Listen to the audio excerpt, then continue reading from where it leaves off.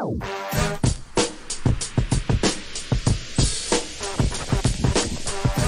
time for the Shop Report with Barbershop Jay.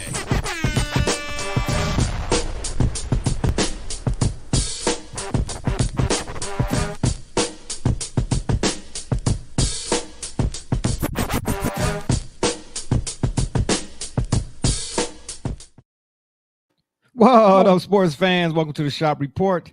I'm Barbershop Jay. I'll be your host for the day. Here's what's happening. As always, we want to remind you the Shop Report is brought to you by Rocket Digital Media.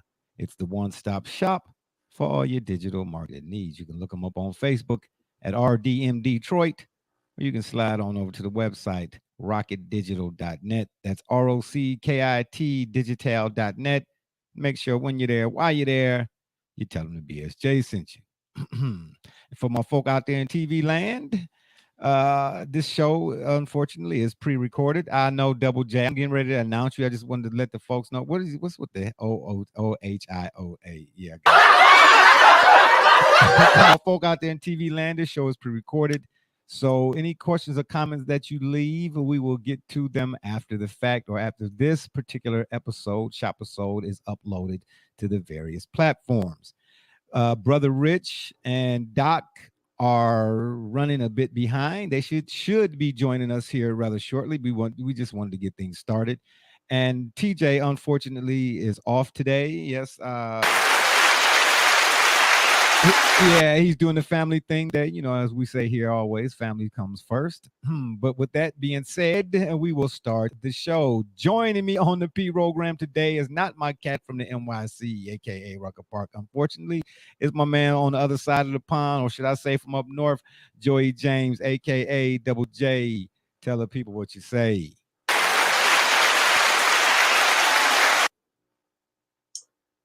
This one's for North Carolina. Go ahead and stand up. Take your shirt off. Absolutely. Twist around your head. Feeling like a helicopter. Absolutely. They could have let Coach K get one going out the door, man. It was dead wrong for that. No. I think it's a bittersweet symphony for the rest of college basketball fandom to be able to see the looks on their faces, which represented pain that all of us at one point in time in the past 42 years experienced, in large part due to Coach K and those teams. So I, on behalf of everyone else, am going to relish in the fact that Coach K, well, more so Coach L. Oh, wow. Oh, wow. Don't do that, man. This is farewell too. You don't have to rub it in. Day. Wait. What I got to do with anything? Absolutely not. Ain't nobody got time for that. I ain't got nothing to do with that. Yeah, absolutely not. Can we please let us start the show? And again, for my folk out there in TV land, hopefully we'll get Brother Rich and Doc in here at some point. First up, of course, is Hoop Central. In particular, the NBA's Sweet 16. All right. With less than about 20 games left to go in the regular season, we decided we're going to take an early look at seedings for both the East and West conferences if the playoffs started today. So, of course, we'll look at both 8 teams East, 8 teams West, obviously, and maybe you might do a little dabble on the play-in. So, starting with the Eastern Conference, Double J, you have the Miami Heat, Chicago Bulls, the Sixers, the Bucks, the Cavs, the Celtics, Raptors, and Nets. Of the East teams I just mentioned, let me ask you this. Harden, Embiid, Maxey, Giannis, Chris Middleton, Drew Holiday, Kyrie, KD, Ben Simmons. Which trifecta is most trustworthy in the playoffs this year, you think? Wow. Well, it's very difficult to bet against Kevin Durant. Just historically, what he's been able to do.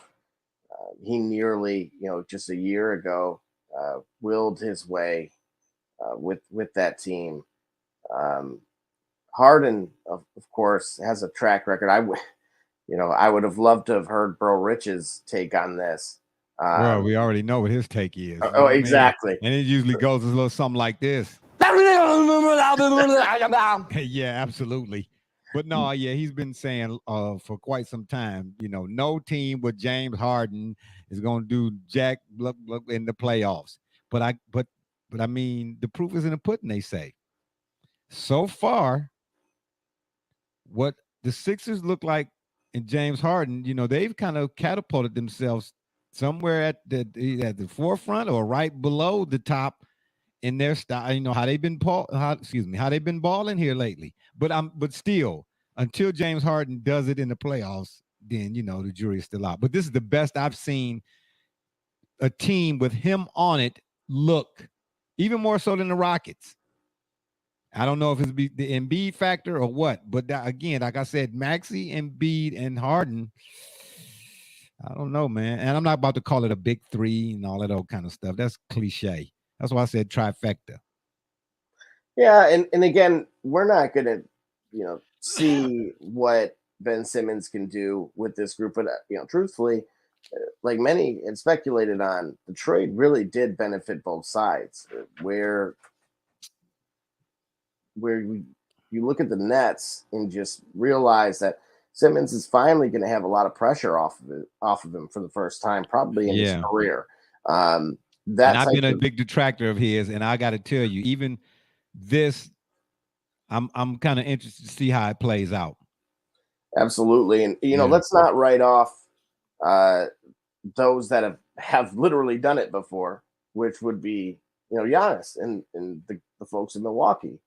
Call it a trifecta or not.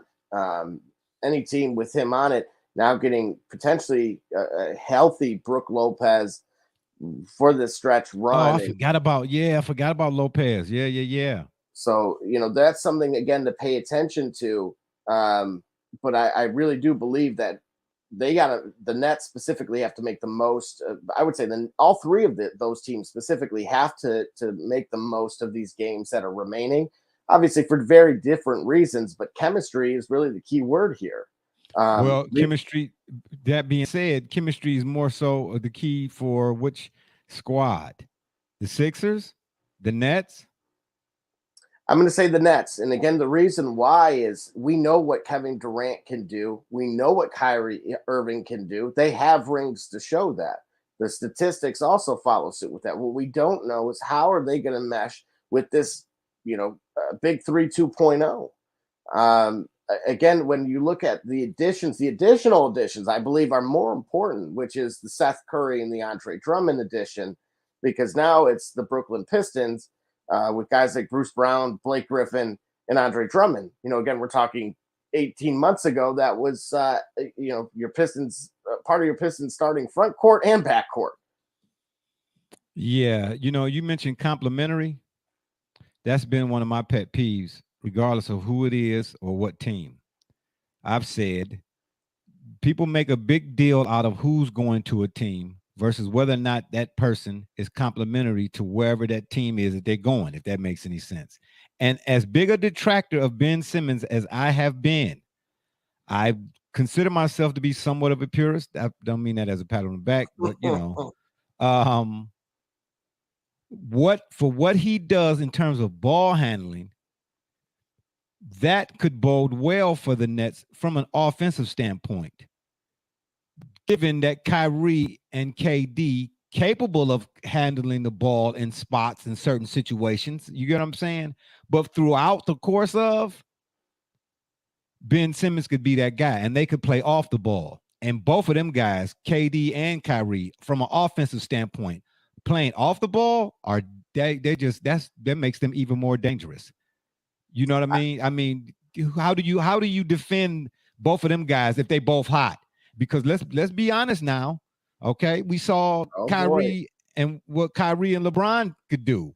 Because who else on that Cavs team, that came back from 3-1? Can you really recall or remember, right off the top of your head, other than them two? So you get KD and Kyrie playing off the ball with a guy like Ben Simmons handling the ball.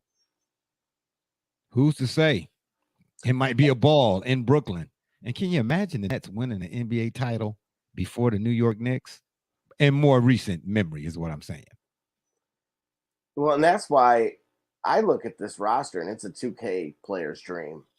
You know, even despite the official loss of Joe Harris for the remainder of the season. I wish he would have had the surgery earlier, truthfully. But, you know, it is what it is. I forgot about Seth Curry, too. Yeesh. That's why, again, a lot of these games, especially when you think of the playoffs, in playoff series that are exactly that, series, robust, 6-7 games.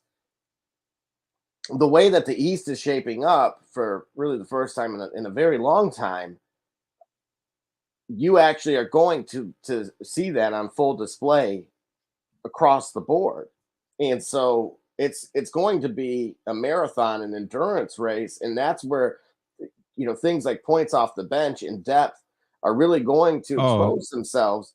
And if you look at that Nets roster, say what you will about certain players and how much they have left in the tank, but the things that we can guarantee is Drummond is going to do what he does when it comes to securing rebounds, that Seth Curry is capable of putting up 20 points and 5 3-pointers in any given night, and as you alluded to, just the 1-2 punch of KD and Kyrie is enough, to win single-handedly. So, but I look at all of those pieces, and again, I'm still taking Ben Simmons out of the equation. And that's what I'm telling you. That is the most ideal set of circumstances for this kid to thrive, being that Robin. And again, a lot of people forget the amount of pressure. I didn't personally jive with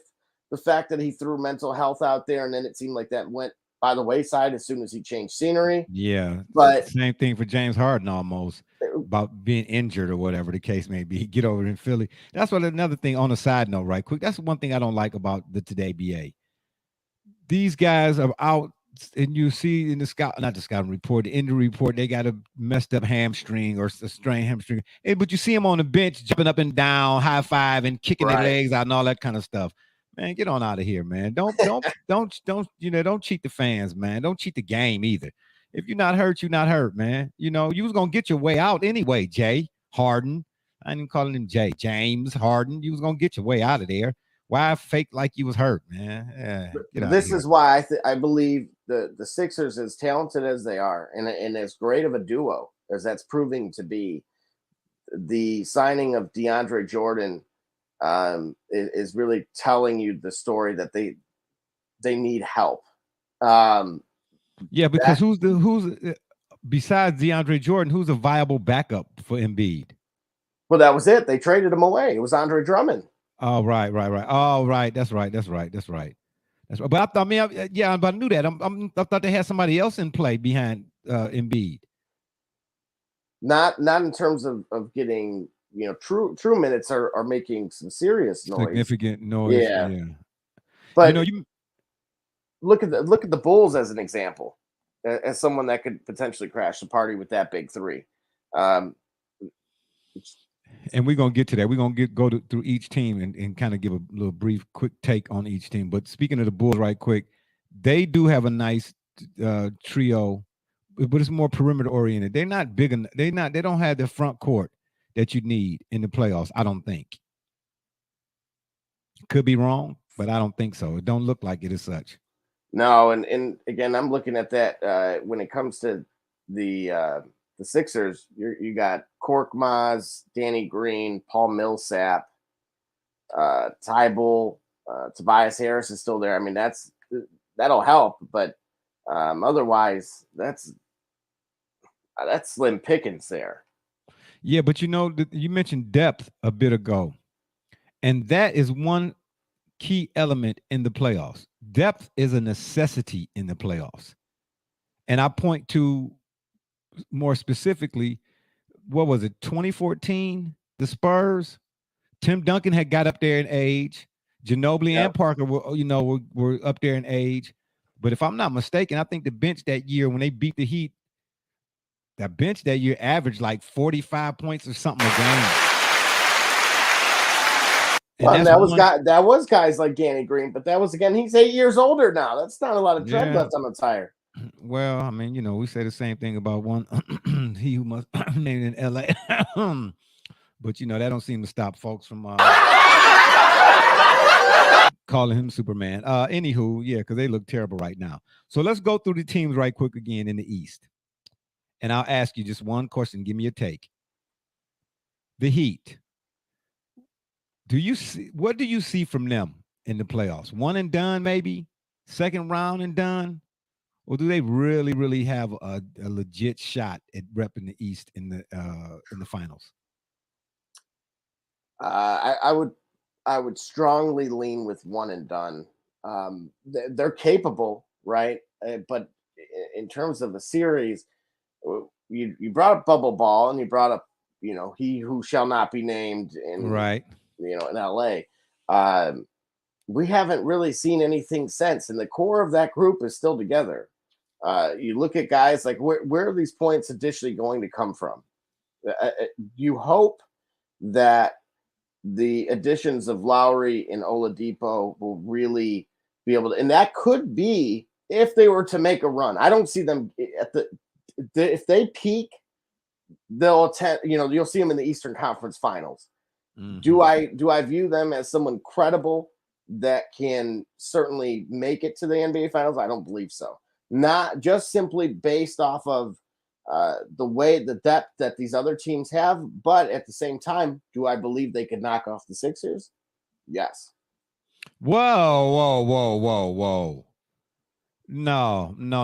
What? No, I don't think so. Mm-mm. Well, Bam Adebayo is a bad dude. Wait, right quick. Where did Ibaka go?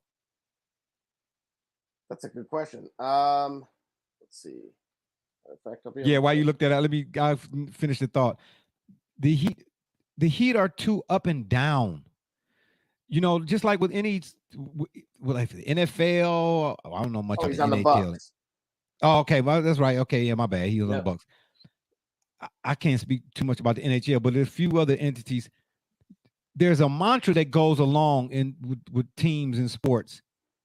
You hear it quite often. You want to be playing your best ... towards the end. You want to build momentum right now. And the Heat are an enigma. Will the real Miami Heat please show up? Or are they kind of putting a lid on things, so to speak, kind of trying to coast their way to the playoffs, and then they're going to turn the switch on when they get there? But as of right now, they're too up and down, especially from the three-point line. If I'm not mistaken, they've been paltry these last few games. The Heat have. I'm not saying they're not capable, but I've seen too much of this and too much of that. I'm trying to tell you. What have you seen? Hang on a second. What have you seen too much or not enough of? Too many wins and not enough losses? Hang on. I was being casual with where I believe their ceiling is, and yet in here you come out of the woodwork. Well, that's what I do. The number one team in the East, and you're saying, will the real Miami Heat please stand up? What do you mean? Whoa. Hey, how many games separate the top 5 teams, at least in the East, from being in first place? Wow. 2.5 at the most. You get what I'm saying? So them being at the top right now, I'm not taking nothing away from them. They are the number 1 seed right now, currently, as it stands today. That's what we said. If the playoffs started today, yes, they're the number 1 seed as of right now. However, watching them, I've seen a nice portion or nice sample size of their games this year. And if I've watched them 10 times, I've seen them 5 times be capable of being in the finals and 5 times capable of just missing the play-in, but not so far then fell from being in the play-in, if that makes any sense. That's why I say they might have the number 1 seed right now, but when I watch them, I wouldn't bet on them. Whoa. They're 8-2 in their last 10, and you're absolutely right that maybe what you've been catching is their away games. because they're a robust, a healthy 21-7 at home versus 21-15 away. Okay, well then they'll have to. Well then that's what the number 1 seed to get them then, right? Correct, and that home that court is throughout, home court absolutely throughout. important. Yeah. Okay, well then there it is. All right, well then give me home court throughout. Then I raise the percentages of them maybe outlasting everybody else. Maybe about 16-17%. But here's what I'm going to point out to you: when you up go from through 41%. when you go through the remainder of that list, all the way through, beyond it, going, I would say anyone from pretty much outside of the Nets, when it comes to being away from home, it is a coin flip. They're 500 at best. So home cooking is going to be very important. Exactly. How do you see the Sixers? Oof. This is it. Truthfully, it's going to come down to who they run into, because look who they've struggled against. When it came to, matter of fact, that just today, they fell victim on the road to the Heat, scoring under 100 points. Yeah. Now, albeit I understand, before everybody jumps on me and says, "Oh, well, Double J, they played back to back." Barbershop, are you ready for that? Are you? No, I don't. No. Yeah, I hate that. I don't like to say I hate anything, but that kind of talk is. Well, I can't even say that either. But anyway, that kind of talk is. Yeah, back to back, man. Please. Here we go. See, it's always something that's gonna bring up back in the day. Them dudes play 82 games 15 times a day, man. I don't want to hear the back-to-back stuff or whatever it is. The Sixers, to me, from an offensive standpoint, Embiid is an anchor down there. His game is suited for a 7-game series offensively, and he's a pretty darn good defender too. My question with them, the Sixers, is, of course, as it is with most teams, is what do you do on that other end? For them in particular, I want the perimeter defense to hold up better so that Embiid, when he needs to help, can be there before he needs to get there, as opposed to getting there late to help and possibly getting into foul trouble. Did that make any sense? Yeah. And okay, you get what I'm saying? And James Harden is something that we have to pay attention to. His hamstring. We already know how that's gonna go. Is his hammy capable? Oh man, ain't nothing wrong with his hammy. Or was it, he had too much fun in Miami? Oh, right. Oh, I got you. Oh, hell no. Yeah, I got you. Absolutely not. Ain't nothing wrong with this doggone hammy. Unless you're talking about pork rinds, you know what I'm saying? The Bucks are, of course, the defending champs, right? That's right. Can they repeat? Do we see enough from them this year to repeat? We see Giannis is still hungry. Yeah, I mean, as I alluded to a little earlier, being able to have a healthy Brook Lopez is arguably one of the most underrated things, something that can slip under the radar for most when it comes to their success in a playoff run, because for the most part, they're relatively undersized and weak at that position. They have the additional, elements. We brought up Ibaka, but complementary. You have. I think Ibaka is complementary to them. Correct, and that's where I'm going with that. But okay, if it hit the amount of minutes that would be requested of him throughout a stretch playoff run without Brook Lopez versus with him can yield two very different types of results. We know what Jrue Holiday can do. We know what Chris Middleton can do. We know what obviously Giannis can do. They're going to be a tough out. Yeah, but what happens if one of those three, and now one of those two, excluding Giannis, what happens if one of the two, Middleton or Holiday, don't show up? Well, that's going to be the problem, because defensively, I think they're pretty solid defensively. I don't question they them have on to it. score way too many points. I just brought up obviously the under 100 game. With But every team got to score. I mean, these scores are astronomically insane for the most part. 135s or 129s and what? I mean, the Lakers just got smacked. Yeah, but by the Clippers, who won. Ty Lue has. Shout out to Ty Lue again. Or should I say, being undefeated against his next door neighbors or his little brother or whatever, big brother or whatever the case may be. But the Clippers just smacked the Lakers around. Look at the Clippers roster right now. They scored 132 points, man. They scored 132 points. Yeah, but that's, again, we're talking about a Bucks team that is averaging in the mid, really right around that 120 range. But okay, well then guess what though? In the Today BA, one thing about, well, let me slow down here for a second. The other thing about the playoffs, in addition to depth, is the game slows down. No matter what, you can do all of that helter skelter, hecko jecko stuff in the regular season. It's 82 games, but you got 7 games. You go from 82 games to 7 games that you got to get it done in 4, obviously, or whatever the case may be. But you get your little 7 or whatnot because it's everybody deserves to be there and that type of deal. The game slows down. That could actually be a benefit to the Bucks. How so? A team that relies heavily on scoring and offensive efficiency as a whole. But you don't score. They're undersized. But you don't. Well, how really are? Okay, well, let's say Brook Lopez is coming back, and you got Ibaka. So there's your depth from a front court standpoint, and then you don't get as many possessions. Well, maybe you do. I don't know.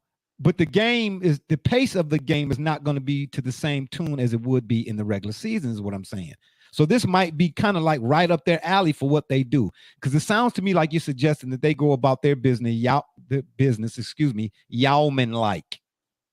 Methodical at times. Pick their spots when it comes to run outs. What happened against the Suns? Drew Holiday extended his ball pressure on Chris Paul. That was the catalyst for me. Is that enough? Well, you're not going to you can't do the same thing I don't know. You can't do the same thing that you did last year to win. Each year brings about a new set of obstacles. But defense definitely is another contributor that bodes well in the playoffs, in addition to the other two. But who knows? Yeah, defense carries. But I'm still not saying I'm with you though. I still don't see enough from them to say that they would repeat. That's why I was asking the question. I'm not making the claim that they would repeat. And to be honest with you, I'd actually be surprised. Well, let's wait and see till they get who'd you mention again? What's his name? Lopez. Let's wait till they get Lopez back, and then we'll see. Because that should fortify and make them even a little bit more formidable. It might, who knows, with the addition of Ibaka, like we just mentioned, that might put him over the top. Because Ibaka is not a terrible defender. I'm not saying he's a lockdown defender, but he's not a terrible defender. And he can still give you buckets maybe in spurts. You think? No? No, I definitely think he can. And again, when you look at, some of their weaknesses are exactly what we've talked about, which is, their health overall. And more so, the key word is inconsistent. Of late, they've been, somewhat consistent. But again, it's these stretch runs. And if you look at who they're losing to, almost like if I were this bracketologist, they're losing to playoff teams. And that, to me, is your telltale sign about, in terms of, are they a formidable team to repeat or just simply make a run. Look, going back That's to a good point. February 10th, Yeah, that's a their good point. losses have came to Phoenix, the Nets, and the Bulls. And I think there was just one off, maybe to Portland. Or I'm sorry, into the Sixers. And then yes, there was a Trailblazers loss thrown in there too. So we're not seeing, they're very inconsistent, and who they're losing to is what is troubling to me. Well, that's why I'm implying what I would like to see here is what version of Brook Lopez, talking about people was what they have left in the tank. You know, I think he was at Stanford when I was in high school. So but the addition again should, you know, just that even if he were capable of a few minutes, that type of spell means, you know, can do wonders for a lot of these tired legs, you know, here in the stretch run. So he will be and should be the X factor for me when it comes to their playoff success this year. You know, you mentioned two things: inconsistent and who they're losing to. Inconsistent or inconsistency, you could say that about just about every team that will probably make the playoffs, some more than others. But who they're losing to me, weighs more. That is something to look at. And when you mention telltale, yeah, that's a definite telltale sign, because that's not a regular season, just a regular season issue. That too could hurt you come playoff time, losing the playoff teams. But how strong are those playoff teams? Well, look who we're speaking about. That's what I said. The Bulls, they up and down as well. You know, well, have they lost to? I don't have the record, the Bucks record in front of me. Have they lost to teams, you know, in the West, the playoff teams in the West, the Suns? Well, you did mention the Suns and the right. Warriors. Exactly. The Mavericks and okay. Well, yeah, okay. Well, then that could be a good indicator to question, even though they are the defending champs. Yeah, that could be a good indicator to question whether or not if they could repeat, as you said, or even make a run. What about the Cavs? Boy, they're the darling of the ball, aren't they? Yes, they are. But I see a first round. I see a first round exit. The inexperience will play a factor. I'm going to have to agree with you there. I think this gives me, what year will we say? I'm going to say the year that Jordan did the kick. Oh, you mean when he hit the shot? Well, who was that over? Mark Elo. Price? Yeah, Elo. Yep, there you go. Yeah. Oh boy. I know. I had to bring that up. Yeah, don't remind me. What were you? Go ahead, continue. Yeah, don't remind me. So again, loved what they've done in the regular season. And truthfully, it has staying power. I think this is. Oh, I argued that they peaked too soon, and I'm sure I was going to say that. Yeah, that potentially one of the biggest regrets is that this team hit its ceiling, where it's, you know, the addition of one more piece could be the difference of them not only, you know, just first and foremost winning the division. And again, you know, I'm sure someone fainted. That's a Milwaukee, you know, Bucks fan or a Bulls fan. And, you know, by me stating that, but these guys would have been formidable contenders for years to come. And again, the youth movement on that team, and it has been nothing short of remarkable. But as you pointed out, inexperience, and that's what, you know, typically can doom some teams at any point in time. But I believe me, I'll be rooting for them. I just unfortunately don't think that this is the year that they're going to be capable of doing it. But I will highlight, it depends on the matchup, because you're getting. Yeah, I looked at that. I don't see anybody that they will match up with other than maybe. Whoa. There's a team we're going to bring up, and I'm going to tell you right now, if it happens, I'll say Cavs in 6, Cavs in 7. And okay. I'll let you bring it up. Okay. Well, I'll say this about the Cavs. I mean, to your point, nobody expected this. I surely didn't. So I ain't mad what they doing. You know what I mean? It's good for me. You know, shout out to them to be able to discuss them here on today's program. However, if they don't make the playoffs, nobody expected it, right? Like we said. No, And then no, they'll no, go- no, no, no. That's no. Maybe back in October.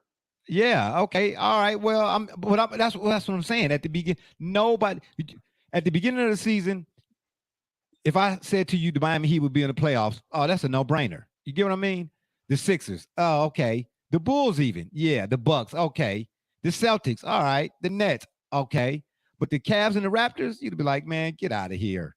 Get out of here. And if they don't make the playoffs by chance, they go back in the lottery. No, They no. they go back in the lottery. Not with that record, dude. I'm telling you right now, the Cavs, no. If they don't make the playoffs, the Raptors, I could see going backwards from depending on who they get matched up with the rest of the way.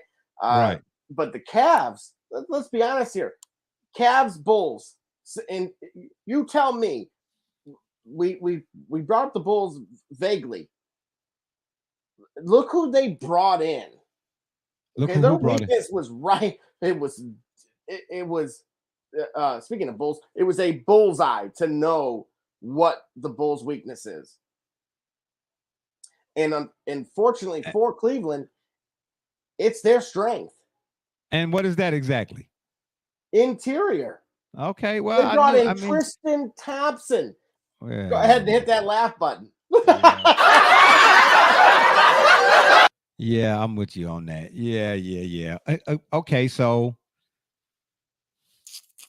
let's think about this for a minute. If they're going to do it, I as I alluded to, me personally, I thought they'd peak too soon. But the moment that we realized it gelled, there were two moves made to say, let's go for it. And I think Karis LeVert is hurt again too. That's not a good sign, man. Well, durability in basketball, I almost snicker. Yeah, when you're hungry, right? Yeah, snigger, and whatever you say that at it. You know what I mean? That's football has a different story, but basketball. And the guy I thought was a great addition. I was like, wow, they finally got somebody, a solid two. They should have got Brandon Ingram. But anyway, go ahead, finish your thought. Sorry, didn't mean to. Yeah, again, just cut the simply line. put, the veteran presence of Rondo, what Karis LeVert can do, they have the depth for particular matchups to truly compete. They have the experience. We talked about inexperience for some of these young stars, but what we're forgetting is who was brought in to balance that. Okay, so in other words, you're talking about Kevin Love and Rondo. That's right. And from my understanding, Rubio said he wanted to come back, or there's talk about Rubio coming back. Exactly. Okay, and that speaks volumes too. You're talking about the organization now, where it stands or whatnot. Because how many guys would want to come back, like to Brother Richard's point? The Cleveland's and the Milwaukee easy. I know they won the championship last year, but you give them that small market type of deal. Exactly. Rubio said he wanted to come back. All right, what do you see from the Celtics?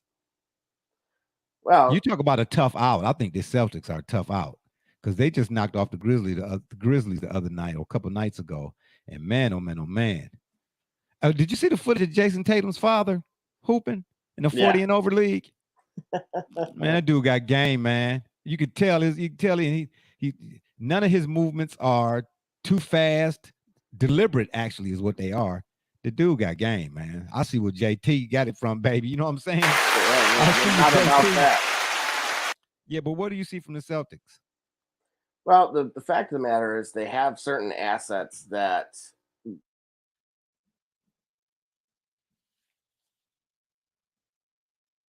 what? Oh, wow. You froze up on me, Double J. Hello. You might. Oh, I heard you. Pieces that can be moved. Okay, got you. All right. You back. What'd you say there? No, just that they can say these are the pieces that can be moved. Who are the pieces that can be moved?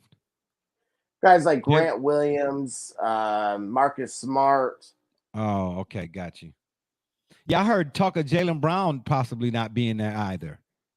Right. So in terms of trying to make a run, I personally talk about a team that the Cavs can knock off. There you go. No. Yet another. Oh, come on.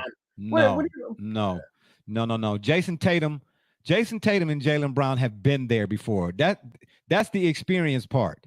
I'm not saying the Cavs are not talented. Yeah, the Cavs, I like Garland and I like all of them right there. But Jason Tatum then took his game to a whole nother level, man. He took his game to a whole nother. Him and Jaylen Brown. Yeah, They've been there. Both of them also be there when they were down 30.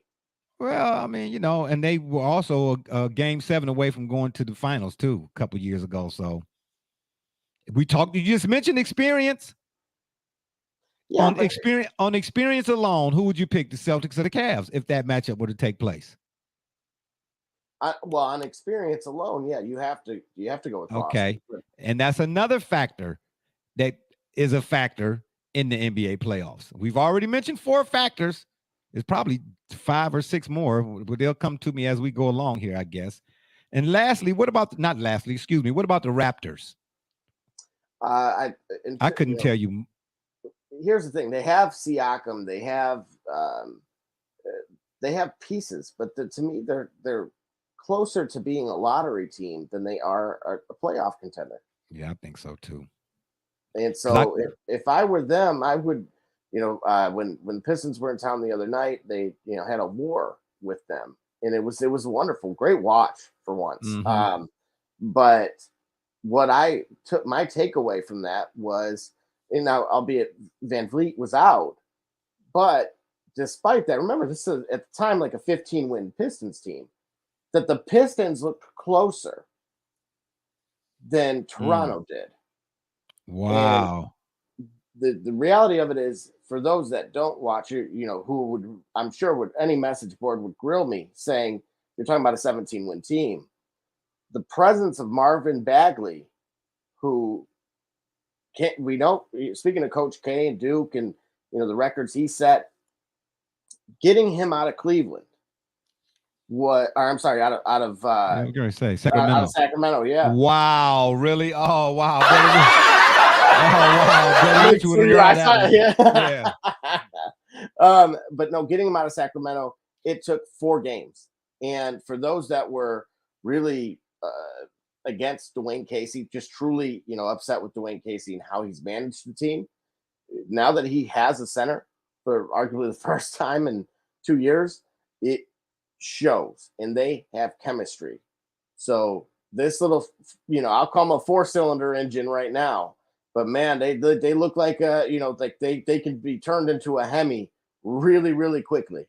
Okay, so some things on the horizon is that's what you're saying, absolutely. Right? All right. If it were earlier in the season, again, I talk about one more pick. If the ping pong balls bounce right for them, I don't want them to keep winning. Truthfully, I want them to lose. But if the ping pong balls bounce right and they get some, you can't go wrong with any of those top 5 picks to plug into that group. I get you, but I mean, I wish you would say, I dare you to say that to Cade Cunningham.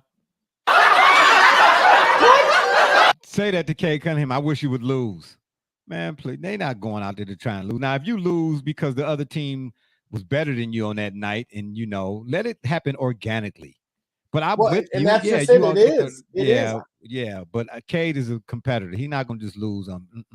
Speaking of, I'm going to say it as well. Rookie of the year. Rookie of the year. I was just going to say that. Yeah, rookie of the year. The last 2 for the East, the play-in possible. Hawks or Hornets? Who would you pick? Woo! Is it cold in here, or is it just me? I don't know. Yeah, Ice Trey he been doing his one too. But still have the Hornets though. Well, that's just it. Montrezl Harrell and all of them, they starting to gel look like too. That move was massive. But I worry about them defensively. Gordon Hayward, is he coming? Yeah. But you see, that's another thing, man. You could say that defensively. You could say that. Who couldn't you say that about? The Heat? Well, again, when it comes, but here's the thing: do you have a lockdown guy? we brought up what the difference was for Milwaukee. It comes down. You say it all the time. I can't believe this. I can't. What? It must be because TJ took the day off. All of a sudden, you forgot you're the defense wins championships guy. Yeah, I'm not. Obviously, but nowadays you need more than one guy though. One guy don't cut it because everybody is shooting from the wings and everybody's shooting from the three. The centers are now shooting from the three. You need at least three. Well, I'm not going to even say individually. Your perimeter defense has to be connected. Right. It has to be connected. One guy is just not. I mean, he can set the tone maybe, and playing the main ball handler towards the boundaries or whatnot. Maybe dictating. I want the offensive player to be going sideline to sideline as versus north and south. You know what I mean? You get that one guy that can do that. Okay, that helps. Obviously, you take the ball out of the primary ball handler's hands. Excuse me, or make him have to do things with it they don't want to do. But still, man, the way they do run, pick and roll, and all that kind of stuff, you need other defense now needs to be more so of a team effort, sort of like how the Spurs used to do it. They were not a great defensive team, but they were sound enough in their principles that they more often than not their defense disrupted what you do offensively more often than not. Let me see that. Because that's what happened last year. Drew Holiday picked Chris Paul up earlier, and then it set the tone for everything and everybody else behind it. But I'm with you. That's a toss up. I'm not sure. Here's the thing, Hawks, though. Ask yourself this: why? What changed in a year's time?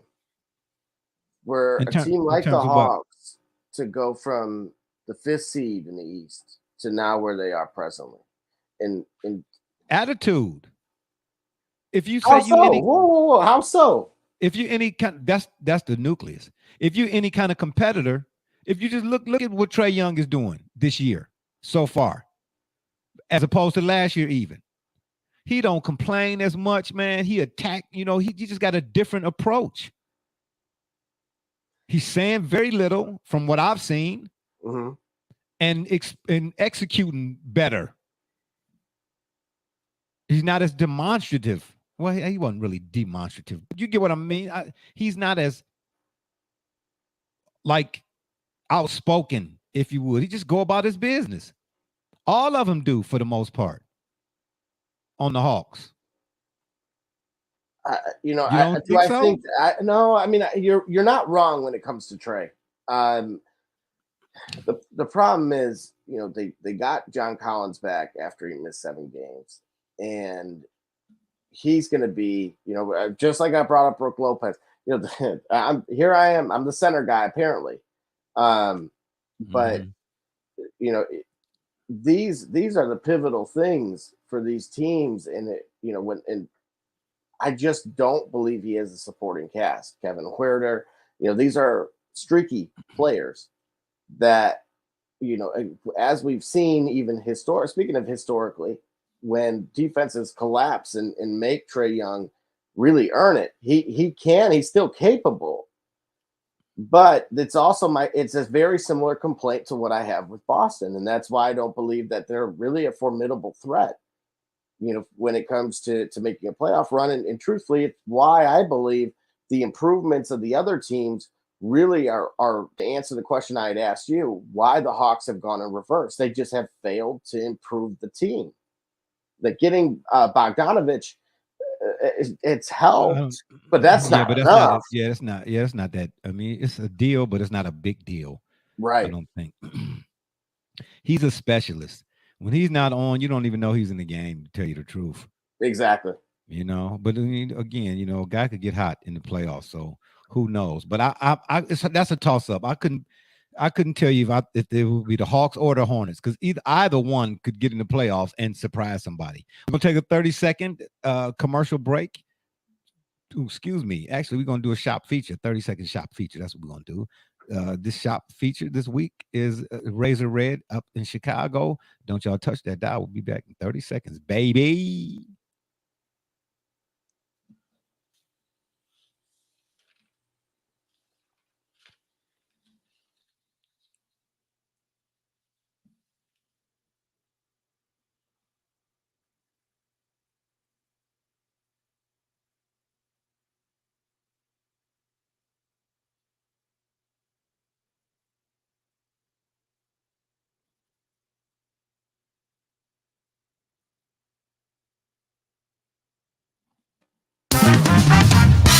All right, we are back. Yes, right, baby. Yeah, let me get a button.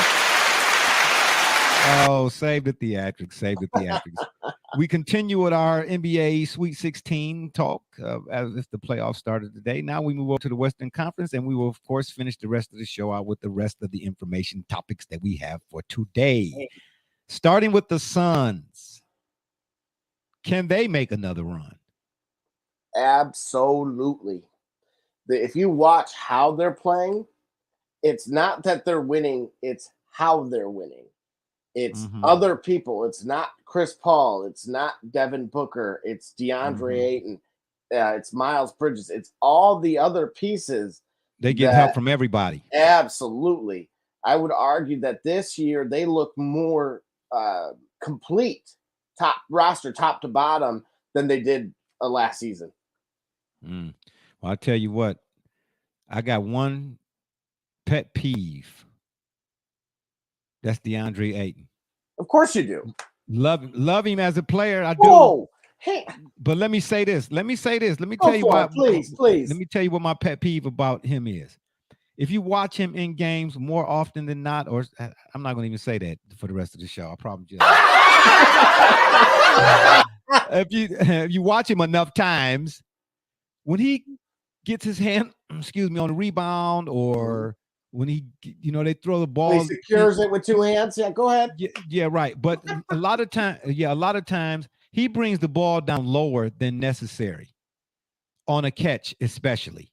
He brings the ball too low. Sometimes the ball can get knocked out of his hands too easily, man. He's not strong. Like, he don't grab a rebound, or he don't grab a catch off a pass off the, from the perimeter into the post. He don't grab it and snatch, put them chicken wings out or whatever it is and be, like Embiid, give it here. You throw the ball to him. If you throw, I'm telling you, go back and watch the tape. No. I'm not saying you're wrong. Oh, okay. Yeah, throw the ball to him at, I don't want to say chest high. No, like lower than normal, he has trouble with it. He is a player. He has to keep the ball up high. He has to. Whoa. Yeah. Or you got to get it to him up high. Wait a second. Yeah, I'm telling you. Yeah. So, coincidentally, obviously, this is something I've seen with Zach Edey, but when you bring this up, what you're failing to, I'm glad you used Embiid as the example, because that was first who I was going to ask. But outside of Embiid, who else is doing that? Who else? Giannis. But he's not. He doesn't even play the same position. Well, I'm talking about guys. I'm talking about big players when they're in the post. I mean, I'm not entirely disagreeing. But what? Okay, well, let me throw it at you this way. Right. Do you think DeAndre Ayton has soft hands or strong hands? Well, okay, all right, okay, all right, fair enough. All right, that's it. What do you say about the Golden State Warriors? Are they set? They're back. Back on the championship track. They're back. They missing Draymond, man.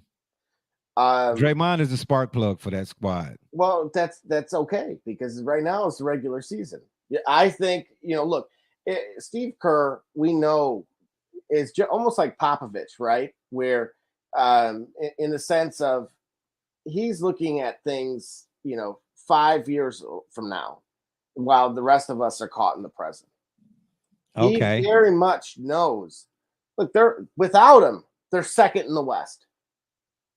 And again, with the additions that they've made by way of these injuries, has actually prepared them more for this moment than where an absence like Draymond, or even again, we talked about with some of the other teams earlier in the East, what the impact of that player returning from injury can do.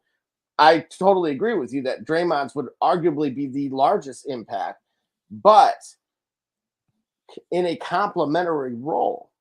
He's not going to need to be the same player he was 5-6 years ago for the Warriors to achieve the results that they did, because of the additional team that they have, that they otherwise, I mean, man, if you go years back, what they had? Bogut, they had JaVale McGee.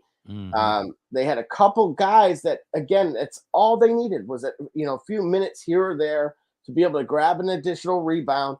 Yeah. He's not shooting like he used to. He's not. We all understand he's not the same player that he once was. But getting him back in a limited capacity will push this team over the top. What about the Memphis Grizzlies? The question is being bounced around now. Can Ja Morant, shout out to my man Ja. Yes. Yeah, because I think somebody on this program has been on the Ja train for quite some time. Absolutely. We're not going to say who it is. We know who it wasn't. And we know where he's going next. How about that? Yeah. That train had already left the station 2 years ago. So Ja is a special kind of player. He is. Could he be the first player since Allen Iverson to get his team to the finals in this time, or should I say in this case, maybe do or finish what Iverson started or couldn't? I personally have, I'm almost blushing at that thought. I would love to see it. I think he if you're asking, is he capable of doing it? Yes. If you were, the problem is though, it's not 2001 and it's not the Eastern Conference. The challenge, unfortunately, is the depth of the West and who he would have to go through. There's certain matchups that are very intriguing to me. I think that if that were to happen, it would be this year. Because I'm with you on that. Yeah, I'm with you on that. If you look at that list, there's some serious things that could go down. And just again, you can only beat who's in front of you. Yeah. And I would argue that I think he even put out a tweet saying, "Hey, OG passed the torch." Yeah, he did to Iverson. Yeah, for sure. Well, you know what? Don't ask me to pass it. Come take it. That's fair. Yeah, that's fair. That's fair. Almost sort of kind of like when Michael, what Magic said to Bird when Mike came on the scene. You know what I'm saying? Well, but I'm more so. He looked at Bird and was like, "Hey, man, yeah, he next. Yeah, he here." No. I'm not comparing. I'm not saying Ja is Mike. Huh? I'm saying like a baton, in the sense of you're running. He's the next guy. Hand it off to him, but you got to take it and run with it. Yeah, let him finish the last leg. Absolutely, run. But it's to be determined. We've seen it. We've seen it since he was at Murray State. He's more than capable. Yeah. Well, I wouldn't be surprised if they knock somebody off because he that type of player. I don't see them getting to the finals this year, but I could see them doing and even to a higher degree. I don't forget the year now when the Nuggets knocked off the Seattle Supersonics. Right. Sean Kemp and Gary Payton and all of them. And then another time before that, when Monta Ellis and the Warriors knocked off the Mavericks when they was the favorite with Dirk and them. You know what I'm saying? So I can see Ja and them knocking somebody off, but I don't see them going all the way. Not this year. What about the Jazz? Let me start about the Jazz. They're going to break that. Spider's not going to be there long.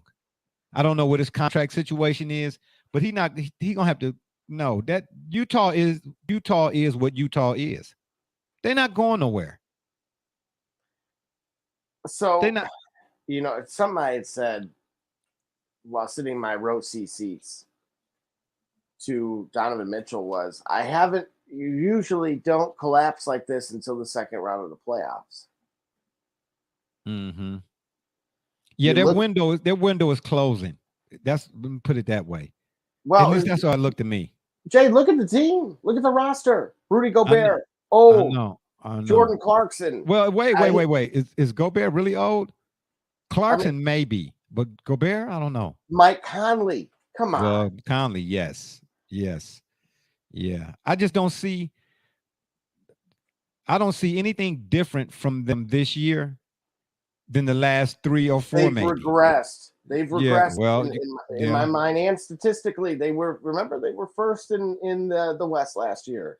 Yeah. I mean, Yeah. by a long shot. They, Yeah. now the injury bug caught up to Donovan Mitchell. Again, the addition of players like Hassan Whiteside are cute, Yeah.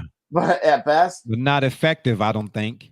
right. Yeah. Not in it when it comes to the playoffs. Again, if you let's look at that as an example. If you were to put Memphis against the Jazz in a series, Oh, I'm I would taking say Memphis. I'm yes. taking Memphis all day. And I was Who's just getting hot ready right to say now? something. Yeah, I was just getting ready to say something to that point too, or to that effect. I could see the Grizzlies knocking off somebody most folks might not expect them to, more so than I could see the Jazz doing that. And the Jazz have been in the playoffs the last 300 years. Exactly. You know what I'm saying? So, yeah, the Mavericks, they to me are not as bad as the Jazz. Of course, they got Luka. So with Luka, anything is possible. I mean, I could see them winning a first round matchup, and it would depend on the matchup because, again, this is if the playoffs started today, there's still, more than 15 games left in the season, so to speak. So, things could be drastically different by the time we actually get to the playoffs or the start of the playoffs. But without Luka, I just don't see much from the Mavs either. Well, when you look at that trade deadline move with Porzingis, Yeah. that told you everything. That they were not. I mean, if they were blowing it up, if you will, it would have been like a penny hitting the water, because there wasn't much there to begin with. Mm-hmm. Yeah. The fact of the matter is Luka Doncic a dynamic player? Absolutely. But are the Mavericks a dynamic team? Absolutely not. Correct. And matter of fact, let's use the Jazz as our Mendoza line here. If you put the Mavericks against the Jazz, which would be the round one matchup as it stands today, I'd pick the Mavs in 7. But do you see what you're saying in 7? Which really they're pretty much evenly matched to some degree, I think. Absolutely. And it would probably come down to I don't foresee any road wins either. That's possible. Didn't the Celtics do that on their championship run? Yep. For like a large portion of that playoffs or whatever it is. I think they may have won. Didn't they won a road game when they got to the finals, I believe, right? Correct. Yep. What year was that? Was that 08 or was that 2010? Yeah. Oh, it was 08? Mm-hmm. But I think for like the first 2 rounds, they won every game at home. Correct. Or something crazy like that. That was nuts. What about the Nuggets? Well, they're, while the rest of these guys are kind of that we've kind of let off with are spinning the wheels, if you will, or better yet, going in reverse. They're spinning the wheels. The Nuggets? Again, they bet big on Michael Porter Jr. Is he coming back? I heard he was coming back though. Right. Well, again, but he's not here now. Oh, okay. Right. Got you. So again, when you have 40, I think it was like some ridiculous amount of money from a cap standpoint. You add Boogie Cousins because that's about the best. He played well though the other night. Yeah. Oh no. He's still proving he's a formidable. He just belongs and deserves a roster spot somewhere. But guys that complementary pieces. But he might be cool. Isn't he coming off the bench? He might be cool coming off the bench. Yeah, he might be cool with that. Well, because again, remember he put up 31 the other night, so I'm not. I'm not knocking him. But what how long does it take Michael Porter? We talked about injuries and people coming back, right? Yeah. So I brought up Gordon Hayward, who let's see what happens. And Jamal Murray too. Exactly. But who has a better chance of coming back and being somewhat effective in this short period of time, Murray or Porter? They're going to need both. I know. But if you get at least one back, they're going to get Porter back for sure. They're saying right now. I mean, as of I think yesterday I was told that he's close to being right. He looks ready to roll. But I'm not the bench points is what I'm looking for. Okay. Can you rely on Austin Rivers if Jamal Murray isn't there? Is Jeff Green, is he really him and Aaron Gordon? Or, again, Boogie Cousins is going to do his part. But again, when you look at more some of these teams like a Memphis that more up tempo, he's not going to get up and down the court. It just there's certain matchups that it does not fit, and it's like they're that square peg trying to go in the circle. It's not going to work. I don't know. I think if they get one of them guys back, if not both, them being out for some time, could be fresh legs or it could be rust. We don't know yet. We'd have to see it. But if they could get one or both of those guys back, and either one or the other or both can play at a decent clip, I could see them, despite who it would be in front of them, I could see them getting to the second round. I'm going to tell you something right now. Depending on how the ball would drop, they might could find themselves in the Western Conference Finals. Oh, no. Oh, man. I said, depending on how the ball wow. Hey, I don't listen. Hey, Joker is no joke. And if Cousins can keep it up, he might not give you 31 every night, but if he can keep it up with some kind of consistency on that second unit, man, once again now, the playoffs, hey, and this was, listen, let me throw this out here at you. Backcourt or frontcourt has the most impact in winning a series? Well, you've heard my take on this pretty much from in both conferences, so you know where I'm going. I've made that very clear. Okay, so with the front court of the Nuggets, who can they not be a problem for? Provided Murray and Porter are back playing at a decent clip. That's just it. That is the unknown with them. Because so you got to wait to see. Porter was at one point, what was it, a year ago? Porter was like the odd man out, like in the doghouse. Mm-hmm. And it seemed like the front office made the adjustment to, hey, you have to play him. Yeah, right. So, by hook or by crook, they made their bed when it came to this stuff. The problem is, you look at those two positions specifically, and then you say, okay, well, who are they going to be facing, and how did those guys match up against them? And I hate to say, Michael Porter Jr. is just not it for me. I watched that guy go for like 0-8. He had a plus minus that was just atrocious. And then you look at somebody like Jamal Murray. I could easily see them at one point in the series making a change, potentially in starting Austin Rivers. And that's scary to me. Wow. Ooh, yeah, that wouldn't bode well, I don't think. Ooh, when you said that, no offense to him, but when you said that, I just got a picture painted here in my mind's eye, and it did not look well. Well, not look good. Ask Bro Rich, he'll tell. Yeah. What about the Timberwolves? Well, that's a great comparison. It is a great comparison because you want to know a team that can knock somebody off. It's them. I think so too. I think so too. I don't think so more so than than the Grizzlies. I think the Timberwolves. They're like a young Jazz. Yeah, Anthony Edwards. Yeah, they could end up being what the Jazz should have been. Exactly. When the picture is finally clear. You look at not just that starting five, but you look at the complementary pieces, the Taurean Princes. You obviously brought up what Anthony Edwards is doing. He's balling. You got D'Lo and Pat Bev. Yeah, they could surprise somebody. Absolutely. Hey, on a side note, do you think that is the NBA got something where 3 teams are potentially coming to cities, and Seattle again being one of them? Did you hear that? Read that anywhere? Yeah, I'd love to see the Supersonics back in Seattle. It just seemed to fit.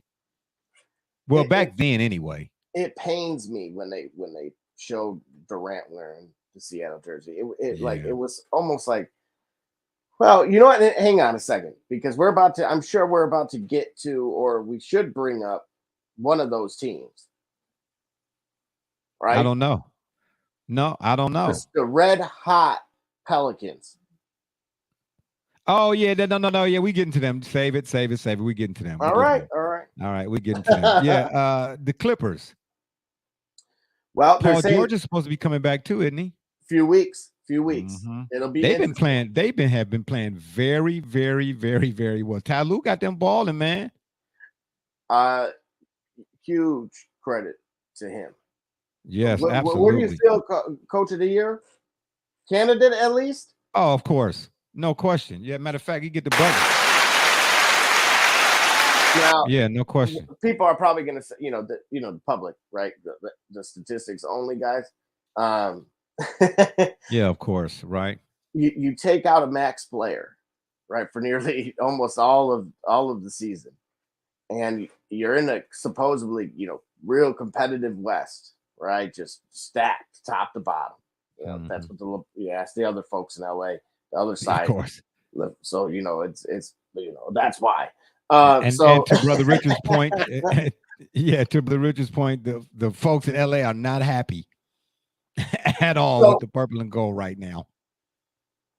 Did you see what Reggie Jackson did to Russell Westbrook? Oh, yes. And then the 3 he hit later. Oh, man. Yeah. Now, remember when I specifically, when the Pistons traded for Reggie Jackson, that's who they envisioned they were getting. He has always had those flashes, and truthfully, he's become less he's become less of an ISO player, correct, than he has been in years past. Absolutely. And you've seen you can credit Ty Lue for that too. To you and Brother Richard's point that you all have been saying, coaching. 100%. He looked like a totally different player. He still has his moments, but not nearly. It's not ISO heavy like he used to be. Him, and hey, look at the LA Pistons. We'll carry over the Rams thing. You got Reggie Jackson and Luke Kennard, and what those two have been doing. No, you gotta get time for that. No. Y'all got y'all. Hey, the Detroit Rams was enough. Don't do that. LA Pistons. Oh my God. Yeah.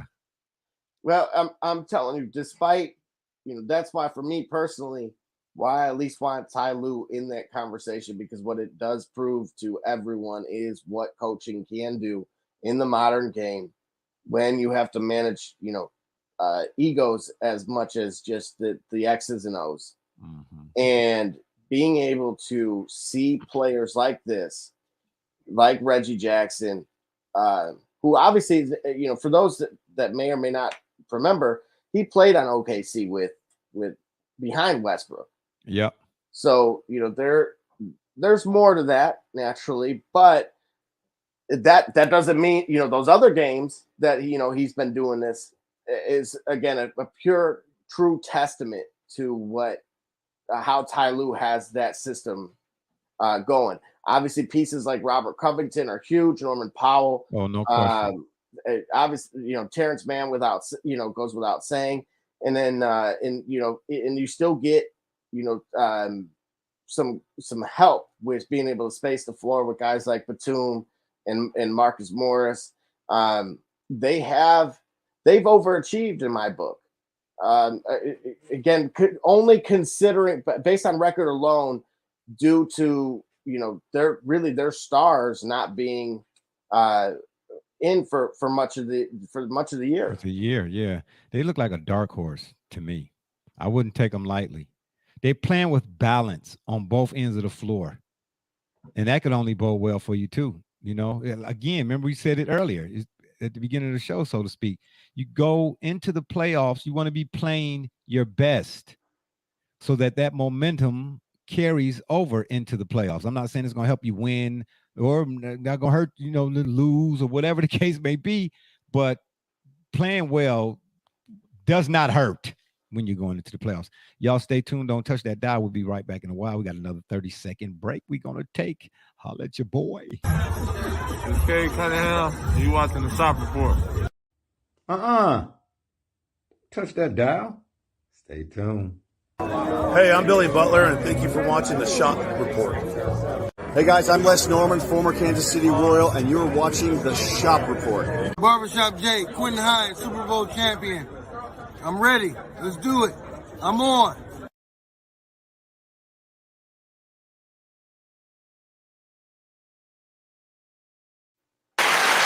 All right, baby. Yes, once again, we are back, and we're going to take you out of here with the NBA, Hoop Central and the NBA Sweet 16. If the playoffs started today, we got, the play-in possibles in the West, and then we'll move on to what he said, and then finish it off with the NCAA and THC. Wow, I can't wait to get to that one. The play-in possibilities in the West, Double J. The Lakers, Pelicans, and possibly or maybe the Blazers. Well, maybe is right with Portland. I don't see it. I think that they've I think have lost 4 in a row now. I don't see a whole lot of that changing. Again, we talk about away from home. They're 9-20. Oh boy! Ooh, yeah. So that's not. and for those in playoff contention, that is the worst. Like by a long. I think other than the Lakers. Oh boy! Yeah. You mean the purple and gold? Man, they're a joke right now. Yeah. But you knew it was coming. I've been waiting to say this for so long because those that have watched the program for long enough will recall a video of some courtside seats live from the Shop Report that were showing the warm-ups of a certain New Orleans Pelicans team once upon a time. Without Mount Zion, in the addition. Oh yeah, how miraculous is his comeback now? All of a sudden. Well, it's certainly, and that's just it. He left this team dead in the water, and for them to make the move for CJ like they did, I don't think anybody foreseen that saved David Griffin's job. Yeah, it did. But CJ, believe it or not, we just talked about it a little while ago. Complimentary fit. He just fits for whatever they doing down there. Maybe he and Dame just kind of like were 1 and 1A. They were not the same player, so to speak, but the same. Those guys never had a Brandon Ingram. Well, he has he. That's true. Now, too. Devontae Graham can give you flashes of Dame. Yeah. They didn't have, again, you still have youth and experience in guys like Jackson Hayes. You still have certainly experience in Jonas who can spread the floor still. You have guys that are battle proven like a Tony Snell and Larry Nance Jr. Those guys have been there and they've done it. And they're many would say role players. But guess what, man? When you know your role and you actually execute it, it works. And that's why they're getting hot. And all of a sudden, so is Zion's behind to somehow come back. To come on back. Yeah, absolutely. Yep. Yeah. Well, I tell you what, if they keep it up, I can see the Pelicans in the playoffs. And whoever they play, I'm watching it. CJ has done wonders for that squad down there. He got his own squad. Not that he was calling for it like some players, trying to work his way out of, he wanted to stay in Portland. He wasn't upsetting the apple cart. He played it like a professional. But now you see he got his own wings. It's almost like Batman's Robin. Now he became Nightwing. You know what I'm saying? Nightwing, Darkwing, Duck, whatever you want to say. Yeah. Look what these guys did. We talked about the Jazz. We said the Jazz are Mendoza line, right? Yeah. You want to explain the 34-point dub that the hurting that they put on that Jazz team 24 hours ago? Ooh. Can you explain it? I don't think so. I'll tell you this. That's why 8 hours ago, Zion returns to New Orleans and will be back next week. Oh, of course. And now that whole wait a minute. It hasn't even been 7 days since we've done a show. Remember, he was through, right? I know it. Exactly. No, that's my point. All of a sudden, he got a James Harden hammy situation. Let's discuss this. Who's his representation? Oh, well, what's already understood need not even be explained. You come and discuss this. Never mind. Yeah, let's move things right along. But at the end of the day, we will revisit, of course, once the playoffs get started, we'll have our little playoff edition. But I just wanted to touch on that right quick just to see and get your thoughts. I thought everybody else would be here to get your thoughts on if the playoffs started today, what these teams would look like and who would or who wouldn't when they get to the playoffs. But I'm just telling you right now, I talked about who you play, right? You can only beat who's in front of you. All right. When we come back to this in a week's time, this same team would have played the playoff Nuggets on the road, the playoff Grizzlies on the road. Then, of course, a hopeful Charlotte Hornets. And then, of course, right around the corner from that would be Phoenix. So we're getting to crunch time here. Yeah, well, there's no question about that. And if these guys, that win streak goes from 4 to 8, which again you could sprinkle in a lowly Orlando Magic and even lowlier Houston, we have a problem. Rockets, look out! Yeah, I'm pulling for the Pelicans though. I really am. All right. Yeah. So, excuse me. Yes, the 2022 NBA playoffs is just around the corner. Y'all stay tuned. Moving right along. What he said, this is actually going to be a staple or stapled segment. Am I saying that right? Probably not. I'll give myself a button. For future programs or future shopisodes or episodes of this show. What he said. And this week's what he said is Dwayne Wade. It's just a throwback moment. Or would they say TBT? I don't know. Am I saying that right, Double J? I'll give myself a button again. I can't keep up with you young folk. Anyway, Dwayne Wade recalled the championship in 2011 when he was with the Miami Heat. He said, I remember JJ Barea walking into our locker room and he walked right by me. And I'm like, what the heyo, as in mayo, is he coming in our locker room for? And he walked right by me, walked by Chris Bosh, and he tapped somebody else. Not one, not two, not three, not for me. Tapped that dude on the leg and he said, lace him up, son. It's going to be a long effing night. And then he walked out. And then we all know and this is Dwayne Wade talking now. He destroyed LeBron's big bleep, bleep, bleep that night.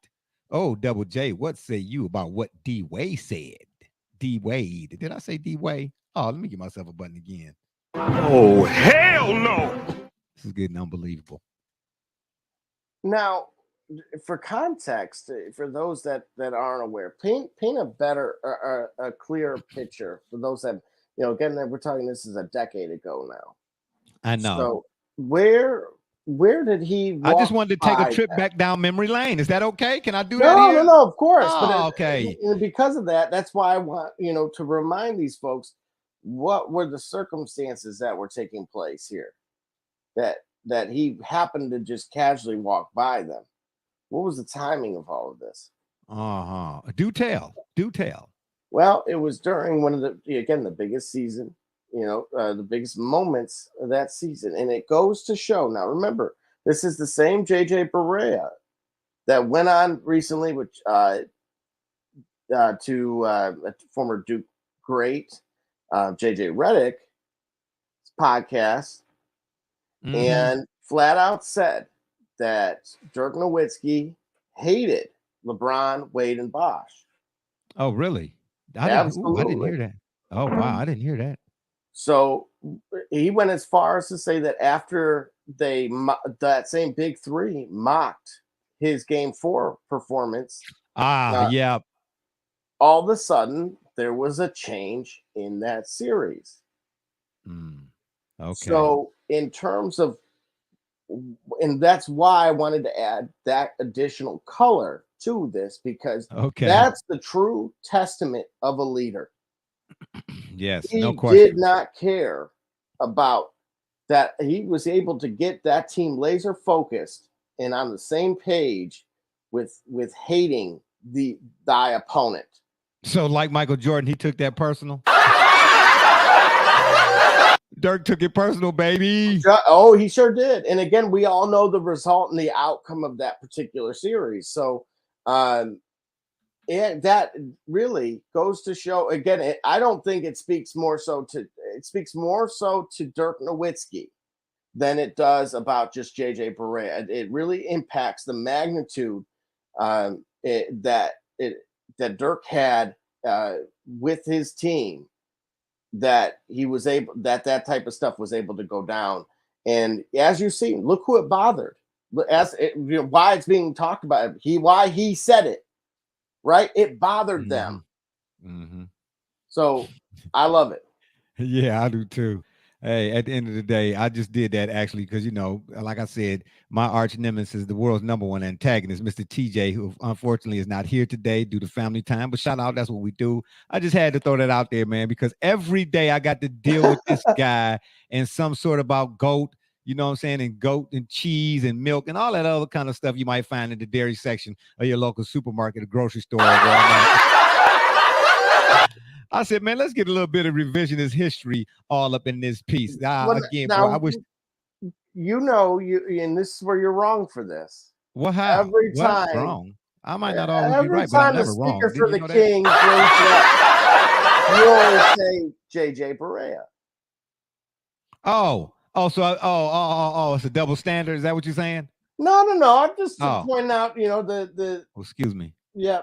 I know what you're doing here. That's okay. Again, that's why I wanted, in TJ, and when you do watch, just see, I supported you there. Wow. My buddy, my buddy and me. He don't even have to be here. And you know what I'm saying? Y'all buddies, oh man, who's buying the Twizzlers today? That's all I want. Yeah, I just thought I'd throw that in there. I just found that interesting to JJ Barea, all 4'5" and 6.5 of them. We'll go to the, the people's champion and say, look here, player, lace them up, baby, because it's going down. Baby, what they call it, the quick and the, I ain't gonna say it, but anyway, it's gonna be a showdown at the OK Cheerio Corral, baby. All right, JJ Barea and D Wade for the win. Moving right along, and we continue on. Man, I see this story the other day about the NCAA. Now, we know, and I know, we've been saying for quite some time here, as many people have, about the NCAA mafia. Yeah, right? And all the stipulations and regulations, and legislation that they try to throw down on people that they feel are beneath them. But to find out that the NCAA has relaxed the amount of THC, they've changed their stance on this type of thing. I was shocked to see that. I had to read it thrice, 10 times. Absolutely, I did. Relax the amount of THC an athlete can have to trigger a positive test, and is recommending less stringent penalties for athletes who do test positive for good old Mary Jane. First of all, I never thought that there'd come a day where the words less and stringent and recommending, I guess, would be synonymous with the NCAA. Yeah, more so than not. Less stringent? Oh, absolutely not. I'm telling you, I was stuck on that for about 17 days. Like, what? No, it's got to be a misprint somewhere here. The threshold level change is effective immediately and is retroactive to drug tests taken since the fall of 2021. Check this out. In addition to, under the new proposal, an athlete will have to follow a school's management plan and education after testing positive a first time. The second positive test also would not cause an athlete to lose eligibility, as long as they complied with the first management plan. Otherwise, the athlete would sit out 25% of regular season games. The third positive test wouldn't affect eligibility if the athlete was compliant with the previous two plans. If not, the player would lose out on 50% of games. Man, what say you to that? Well, right away, let's keep this in mind here. They are still a step behind, right? This is still Oh, absolutely. I mean, it's the NCAA. I wouldn't expect Right. nothing less. So let's, as much as we want to, potentially praise them, and it is worth praising that they did move. Well, But I don't know let's, about praise. That seems a little bit too big, too much. How about giving them credit where credit is due? sure. Okay. All right, Now, continue. so something that personally has bothered me is that they are moving the needle to where the in line with the anti-world doping agency has it. Now, let's keep this in Ah, mind. good point. We all know what took place in this most recent Olympic trials, and then we also witnessed what took place in this past Winter Olympics when it came to just that, doping. And we seen a very double standard take place. Well, definitely in the Olympics. Sha'Carri Richardson versus, I can't think of the other girl who here just recently got hemmed up or whatever it is, and they let her compete. But anyway, go ahead.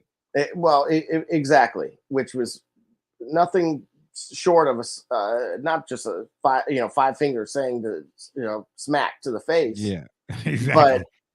But the fact of the matter is, it is legal in most states. I do want to point out that unfortunately, globally, it's not. As we've seen with Brittany Griner being detained in Russia right now, presently. Yeah, wow.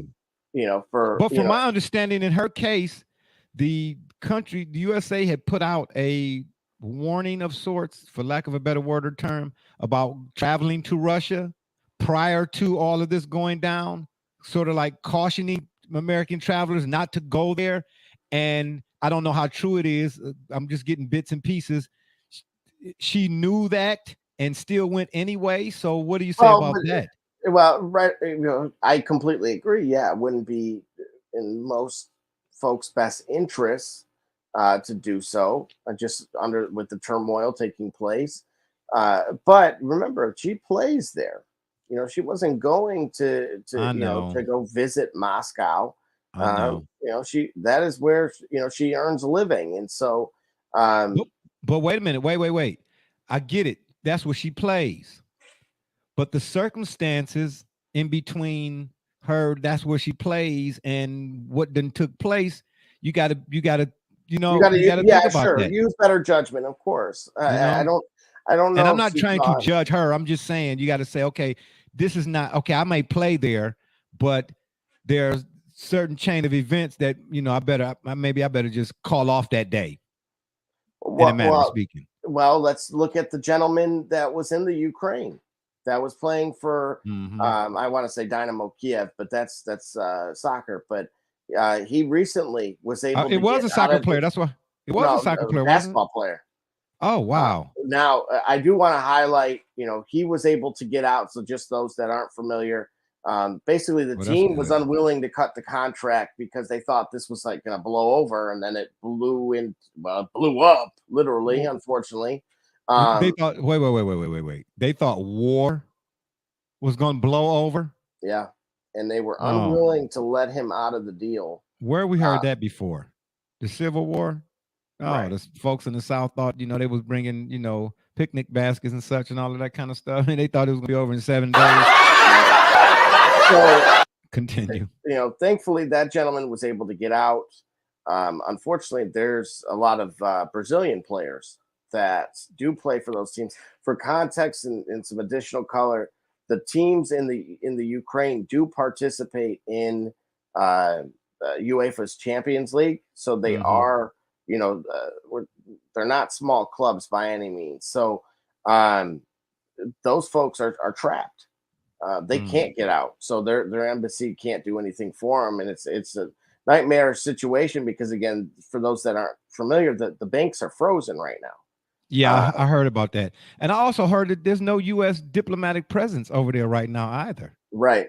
There was someone who met with one of the leaders of Ukraine at the, I want to say it was the border to Poland, I believe, just 48 hours ago. So that's about as close as they're getting, which tells you kind of everything you need to know there. So do you think the NBA or WNBA or USA Basketball, one or all three, should have some sort of say so in this. I can't say should have some say so. What can they do about this? And if they do something, how much weight do you think it will carry? Well, or should they just let the U.S. the Congress and the dignitaries, debutante, whatever you call them? What am I thinking of? Congressional members. Let's just say it that way. Just let them kind of handle it. Well, and this is where you hate to put any person given any priority more than the next person when it comes to being an American citizen and being able to get out of that circumstance. And that's where I would say absolutely it'd be more so the U.S. Embassy that should be, working on these folks' behalves to get them out of there. And that goes for any, United States citizen that's there. As far as the stance that these leagues can take, there's folks, on multiple teams in the NCAA. Matter of fact, there's a gentleman on Utah State that played yesterday evening, and his whole family, he's from Kiev, and so I don't know how I could personally play a basketball game knowing that I have a 14-year-old sister and just parents that are armed to the teeth to defend their homes and aren't willing to leave, and it's a bad circumstance. But for sure, do you? Is Adam Silver, who was in attendance at Coach K's game this evening, do you really think he's going to say, all right, the NBA is no longer going to be broadcasted in Russia? I don't foresee him doing that. Well, there are a lot of entities who are shutting access to Russia off. Can I say, I'm going to say this. Google has taken the stance of not allowing any paid advertising that has anything to do with Russia or in Russia to take place. There you have it. There you go. Snapchat has pulled all Russian accounts down from businesses, and then taking it a step further. Unfortunately, Facebook, who's had a lot of just bad PR, they tried to stay in the room, and Russia kicked them out. So, oh wow, absolutely. We thought we were complying, right? Yeah, right. Yeah. So if anybody got a pie in the face, it was them. But I don't see it. It would make sense for a lot of reasons to do that, but we also have to understand that the governments are not a true reflection of the people. Of course not. Which ones?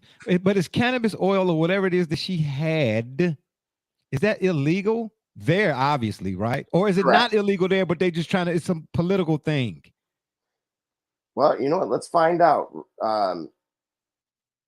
Because to my knowledge, that's interesting. And then on the soccer front, which soccer teams? I forget. I've read it somewhere where they said they're not playing Russian. They're not going to play the Russian team or something or another. Well, correct. So right now, again, that's kind of what I was alluding to. You have a lot of different moving pieces when it comes to playing soccer as a whole. You have the international level, so as it sounds, your country.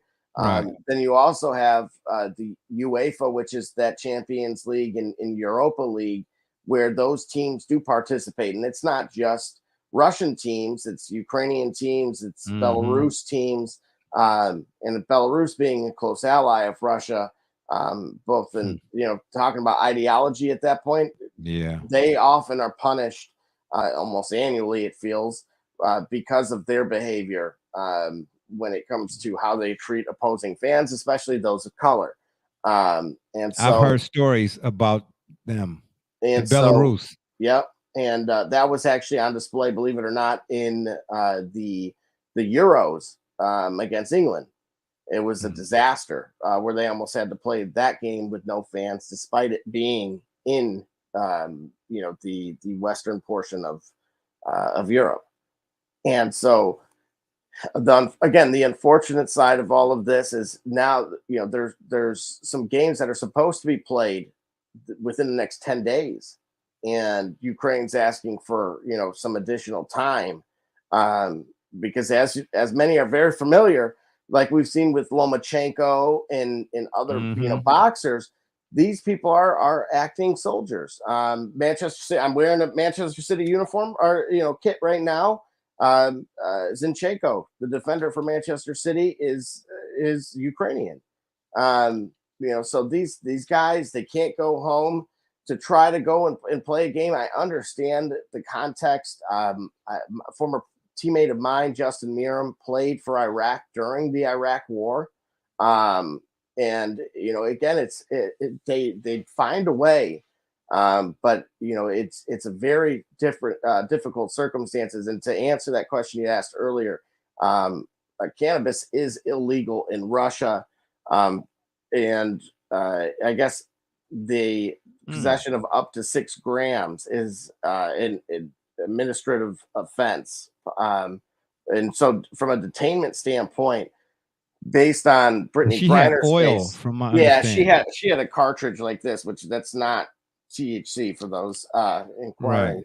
Right. But as you can see how small it is, so she's going to be detained likely for about 15 days. Potentially, they could, again, this is the risk she took now. It could somehow balloon into something else because, again, that's the risk you take in those types of environments. So, but you already know that with all that's going on, they're going to make more out of it than what should be made. Oh, of course. Absolutely. That's the thing I don't like. You're going to add all the other crap that's going on to this when this is really not that big a deal. I mean, okay, if it's illegal there, yeah. But now we're talking, like you just pointed out, amount. Okay. Yep. If you had a corner of this piece of paper worth, what you arresting somebody for in February, from my understanding, and it's just now coming out. That's, to me, the political aspect of this and trying to prove a political point, I guess, seems to have taken precedent over the whole ordeal. Because, again, otherwise, do you think that if whatever's going on now, the whole Ukraine-Russia fiasco, if that's not happening, do you think we hear about something like this? The harsh reality is that the answer is no. That's what I don't think so either. This is more political than it is about puff. Exactly. And so, again, to the NCAA's point, they moved the needle barely. Their change in policy, I think, is better, but it's very unfortunate still that, again, I understand it's not legal in all states, but it's still, again, I still see, very similar circumstances in, the Northwest Indiana Times from someone, being arrested, again, having, regardless, misdemeanor or felony on their record for something that, 15 miles east would be perfectly acceptable. It just continues to show that there's still a lot of progress that needs to be made. But this is still ultimately still a step in the right direction by the NCAA. Well, I say the NCAA, instead of relaxing or having relaxed the amount of THC an athlete can have, how about just remove it altogether? Wouldn't that be nice? Yeah, you could do that. What you relaxing it for? And then you're making stuff retroactive and all of that. My gosh. But you know what? They would be the first that, upon it being federally decriminalized, to have it all over their arenas, like from a branding standpoint. Yeah, so, stop beating around. Oh, of course. Oh man, the NCAA logo would be replaced by a maple leaf. Yeah, come on now. Yeah, stop beating around the bush. Stop throwing out these little party favors to make folks feel good or placate. Oh, we're relaxing our standards on THC. People stand up saying the NCAA, boy, they are a great entity. Man, listen, man, cut me in and cut it out with that garbage. Just remove the whole ordeal, because believe me, folks, we're not proponents of, or we're not condoning or suggesting, or in favor of. We're just pointing out this was an interesting piece of subject matter today. I just wanted to point out. But at the end of the day, the NCAA, their days are numbered. Stop. What are you trying to hold on to? Your authority and your authoritativeness, man, it's about to be a wash, man. It's getting ready to be legal every doggone where. Almost like sports betting. It's almost inevitable. It's coming down the pike. I've seen a couple of articles on Yahoo the other day. And Ohio is one of the most stiffest, stringent states that there is in America. And they talking about putting dispensaries here now all of a sudden. Man, come on, man. NCAA, do yourselves a real favor. I mean, we get it. We acknowledge, we salute you, for the gesture, if we want to call it that. But too little, too late, just get rid of the whole doggone thing altogether and let them, and then replace the logo, like I said, with maple leaves. All right, Double J, good stuff, man. Sorry, Brother Richard and Doc and my man TJ wasn't here to dive in on some of this stuff, but I think we did a pretty good job nonetheless. And on that note, it's been fun, but we got to run. We appreciate y'all for listening. Again, this show was pre-recorded. Don't forget to check us out right here on the StreamYard Sundays at 8 on the PM side. We're still trying to figure out how to throw another day in there to bring you a more heavy-hitting barbershop type hoop action, street ball, hard-hitting, that type of stuff. Or you can check us out on Facebook, Twitter, Instagram, Golden Grams, and wherever you listen to your favorite podcast, as well as the shop's Facebook fan page. And if you would be so kind to subscribe to our YouTube channel, of course, we will be much obliged. And if that don't work, you can Google it. For my man's Double J, B Rich, Doc, TJ, and all those who follow and support us, we say thank you. I'm Barbershop Jay, and you've been listening to the Shop Report. And remember, the next time y'all want to know what's really going on, man, come to the shop. Walk-ins are always welcome. Holla.